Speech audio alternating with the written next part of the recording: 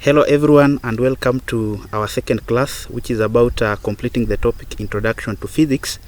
But before I even move on, I'd like to take this time to thank all of you who are supporting me in any way, either by viewing, commenting, or subscribing to this YouTube channel, actually, which is called Kind Tuition Academy.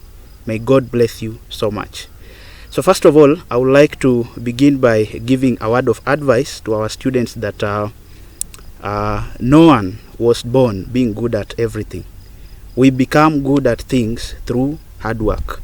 So if you get a poor grade in class, that does not mean that you are stupid. It just means that you need to take more time in working hard actually. You have to take more time in your academic studies. And you won't necessarily become successful at everything the first time you try. But that does not mean that you have to quit. You might be required to solve a physics problem, which is about calculations actually, several times before you get it right. But you don't have to give up. You don't have to give up. I know there are so many people who are discouraging our students from actually taking physics with this perception that physics is a difficult subject. That is not true. That is not true. Actually, physics is the easiest subject in the world, but only if you work on your attitude. So let's get started. So today we are actually going to analyze about the relationship between physics and other subjects, the career opportunities in physics, basic laboratory rules, and lastly we'll be looking at what we call first aid measures. So let's start with the relationship between physics and other subjects. So actually physics as a subject actually relies on other subjects just in the same way that other subjects also rely on it. So I'll start by discussing the relationship between physics and other science subjects. Let me begin with the science subjects actually. So first of all, we look at the relationship between physics and chemistry. The relationship between physics and chemistry. Actually, physics helps in explaining the forces within the atom actually, and therefore it helps in explaining the atomic structure. And as you know that for chemists actually, an atom is very important because when you know the atomic structure, you are able to identify the reactivity of different atoms. So that is the relationship between physics and chemistry. Secondly is about physics and mathematics actually. There's a very strong relationship between physics and mathematics in that most physics concepts are actually expressed mathematically. What we mean by this is, for example, you take a quantity like a moment. How do we define moment? Moment actually from Form 2 physics actually is defined as the product of the force and the perpendicular distance from the pivot to the line of action of that force. So the word product from mathematics actually means what? Multiplication. That's why we can express moment is equals to force times distance. So we can actually express it mathematically. Another quantity is something like density. We define density as the mass per unit volume actually. So we can also express density mathematically as density D is equals to mass M over V. M over V. Then the third relationship we are actually looking at is the relationship between physics and biology. As you all know that actually physics knowledge, that is the knowledge of lenses, which is actually studied in physics, helps in coming up with instruments such as the microscope. And a microscope is very important to biologists because it helps them to study the cell, which is actually the basic unit of life. Then we look at the relationship between actually physics and home science. Home science actually uses instruments such as the pressure cooker. We also have the energy saving jikos. We have the refrigerators. We also have the microwaves actually. All these instruments actually, their working relies on what? Physics knowledge. Their working relies on physics knowledge. Then we look at the relationship between physics and technology actually.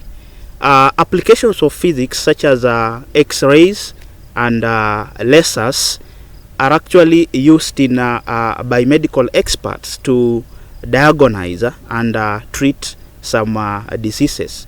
For example, if your bone has a fracture, an internal fracture, what the doctor will do actually, he will use X-rays to locate exactly which parts of the bones are actually fractured, so that he can know where and what exactly to treat. Then we'll also look at the relationship between physics and subjects humanities actually. I'll start with the relationship between physics and geography. So as you all know that geography actually requires certain instruments, for example, to predict weather. For example, we have what we call the wind vane, we also have the hygrometer, we also have the thermometer. You see, these instruments are actually discussed in what? In physics actually. So actually geographers do really need a lot of what? Physics.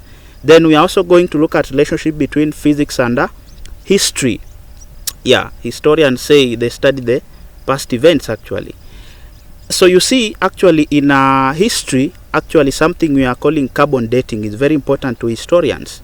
Yeah, you see, carbon dating is actually an application in a physics topic called radioactivity.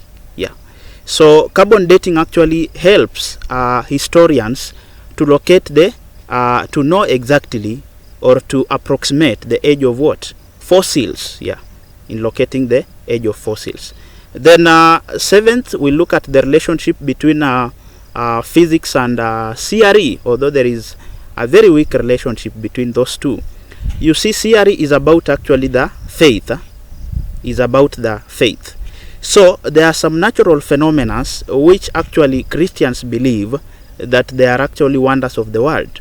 For example, we have the earth actually faithfully rotates in such a way that the sun always rises from the east and actually sets in the west. Yeah.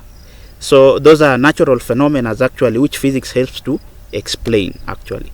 And other wonders, for example, we have anomalous expansion of water. Actually, physics helps people from the religious actually divines actually to know the relationship between those two. So we have discussed the major relationship between physics and other subjects.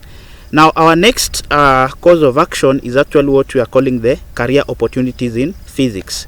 What do we mean by the word a career? A career is actually a job or an occupation, someone's occupation. If you are passionate about something and you are actually doing it actually, that becomes your career. Sometimes it may earn you some living actually. You may be paid to do that. For example, myself, I love teaching actually. I love coaching students actually. So my career is actually teaching. So that is a career, one's occupation. Having understood what we mean by a career, we have what we call the career opportunities. We are looking at what are the career opportunities that actually physics as a subject can actually offer you. And if you go compare the career opportunities in all the topics which are offered in high school, you will conclude that actually physics has the most career opportunities. So that shows you how actually physics knowledge is applicable in very many actually fields. So you cannot afford to drop physics just because someone discouraged you. I know there are people, immediately you are admitted in Form 1, they tell you that physics hiyo ni ya wenyewe. Next time they tell you hiyo ni ya wenyewe, actually tell them mimi ndio mwenyewe. Mimi ndio mwenyewe. So let's get started actually. So we look at various degree courses which are offered at university level and other tertiary institutions actually which require a lot of physics knowledge. One, we have what we call a Bachelors of Education Science. Actually, if you are specializing in something like combinations like math, physics, I had to start with mine, kindly be so the second one is actually what we are calling the we have bachelors in medicine, we have bachelors actually in architecture, Then we have Bachelor of Science in Computer Science. We have Bachelor of Science Electrical and Electronics Engineering. We have Bachelor of Science Civil Engineering. There are very many courses actually which are offered in physics. We have Bachelor of Science in what? What we call dental surgery. Yeah, dental surgery. Then we also look at a few diploma courses which are offered usually at college level. We have diploma in mechanical engineering. We have diploma in computer science. We have diploma in we have diploma in civil engineering. We have diploma in electrical and electronics engineering. So having known the career opportunities, our next subject of discussion is actually about a laboratory. Now, what is a laboratory? A laboratory is actually a room that is designed and equipped for conducting practical experiments and actually for conducting practical experiments, especially in science subject.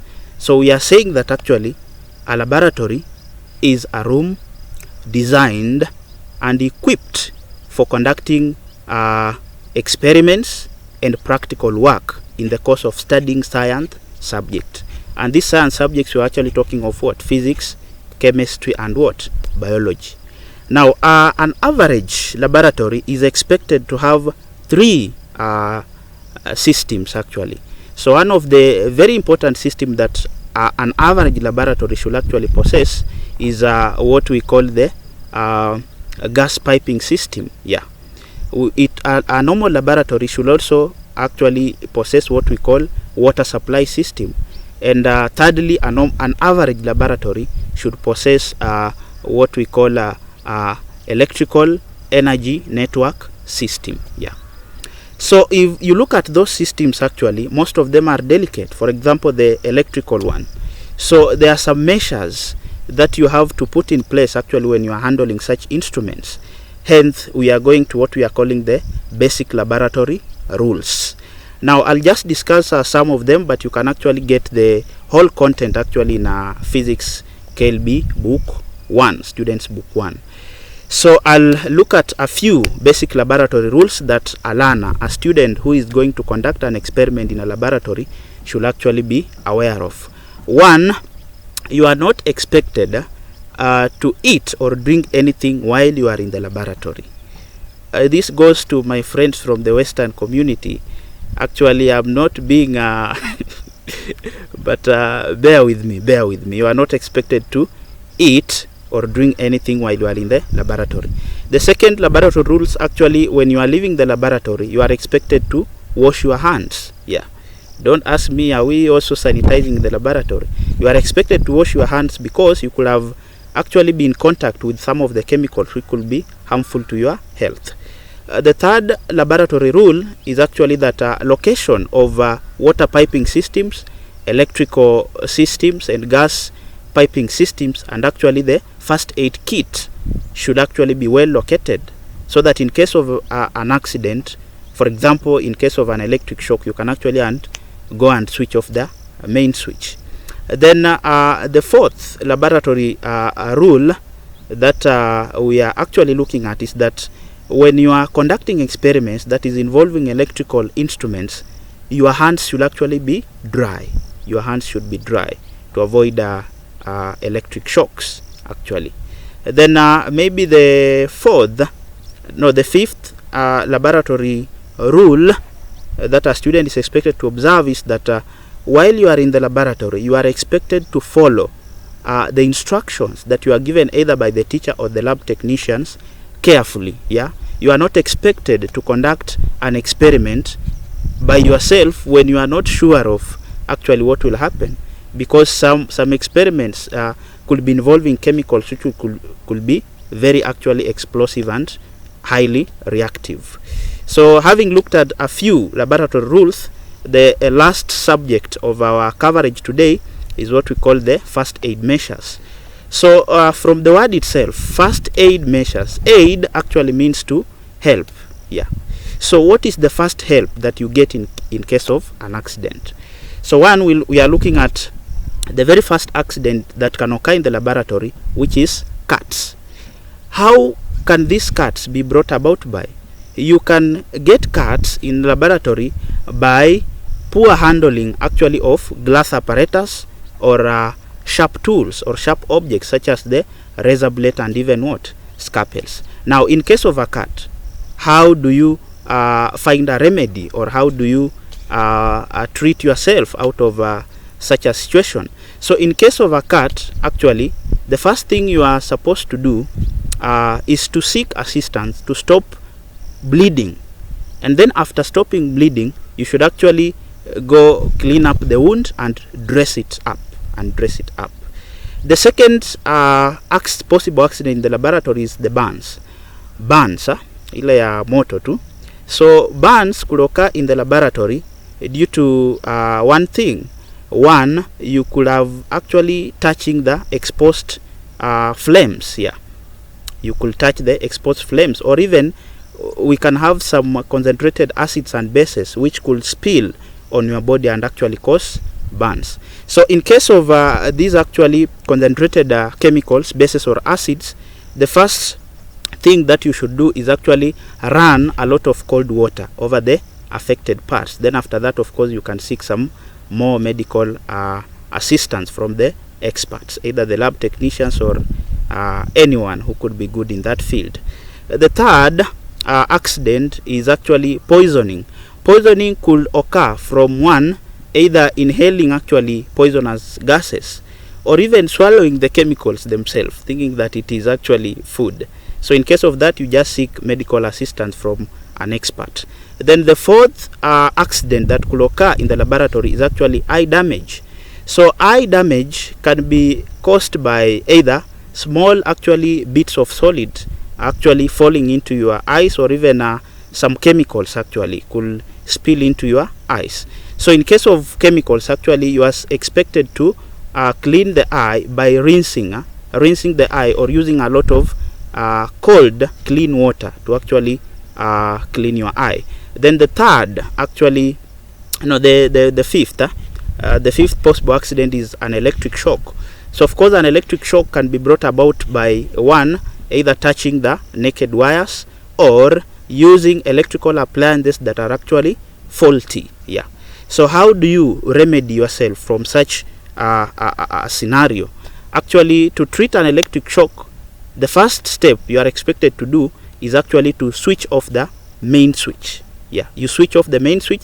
Then after that, you can attend to the person who is actually having the electric shock, or who could be a victim of such circumstances.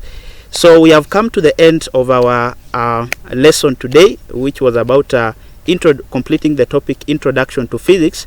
But I cannot end my topic without giving you a very nice story, which of course I'll tell it in Kiswahili. You might have heard it elsewhere, but actually I think it is good also if I give it, if you hear it from me. So pale zama za kale palikuwa na pilot mmoja aliambiwa apeleke wagonjwa kutoka Tanzania akiwapeleka Nigeria. Of course kama ni pilot anawapeleka kwa ndege. Sasa alikuwa anapeleka hao wagonjwa, walikuwa ni wenda wazimu walikuwa ni wenda wazimu. Sasa walipokuwa pale kwenye ndege, wenda wazimu walikuwa anapiga mayowe sana kule nyuma. Sasa pilot hakuwa anapenda yale mayowe. Baada ya muda mfupi actually mwenda wazimu mmoja akaja kwake pilot, akamwambia nataka unifunze kuendesha ndege. Pilot naye akamwambia nitakufunza kuendesha ndege, lakini nataka unifanyie kitu kimoja. Karudi kule nyuma ukawanyamazisha wenzako, kisha urudi nikufunze kuendesha ndege.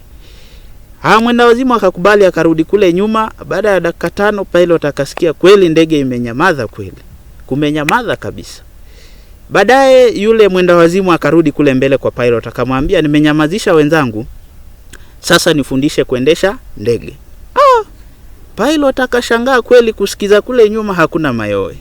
Sasa pilot akasema nitakufunza kuendesha ndege, lakini nataka unijibu swali moja. Je, ni mbinu gani umetumia kuwanyamazisha wale wenzako? Sasa yule mwenda wazimu akamwambia pilot, Niliwafungulia mlango wa ndege waende kule nje wakacheze kidogo, kisha watarudi baadaye. Thank you guys. Subscribe to my YouTube channel. It is called Kind Tuition Academy. Kind for KIND, Tuition Academy. There are 3 separated words. Kind Tuition Academy. May God bless you. Have a fantastic day. Thank you.